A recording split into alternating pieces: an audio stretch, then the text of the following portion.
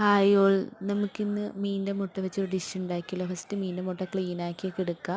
അതിനുശേഷം ഒരു സവോള ചെറുതായിട്ട് അരിഞ്ഞെടുക്കുക. അതിനുശേഷം പാൻ അടുപ്പത്ത് വെക്കുക. കുറച്ച് വെളിച്ചെണ്ണ ഒഴിച്ച് കൊടുക്കുക.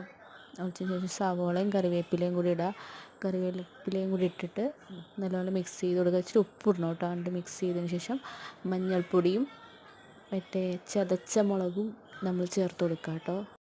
ചതച്ച മുളകും ചേർത്ത് നല്ലതുപോലെ ഒന്ന് മിക്സ് ചെയ്യണം. നമ്മുടെ എരിവിനനുസരിച്ചൊക്കെയാണ് കേട്ടോ.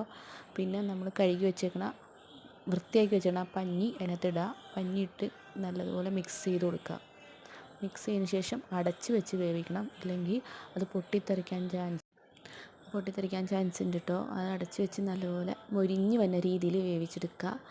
നിങ്ങളുടെ നാട്ടിലേക്ക് മീനിൻ്റെ മുട്ടേനെ എന്താ പറയുന്നത് വെച്ചാൽ ഒന്ന് കമൻറ്റ് ചെയ്യണേ. നല്ലതുപോലെ മൊരിഞ്ഞ് വരുമ്പോൾ ഇങ്ങനെയാവും. നല്ല ടേസ്റ്റാണ് തിന്നാൻ. എല്ലാവരും ട്രൈ ചെയ്ത് നോക്കുക. ചാനൽ ഇഷ്ടപ്പെട്ടെങ്കിൽ ഒന്ന് സബ്സ്ക്രൈബ് ചെയ്യണേ.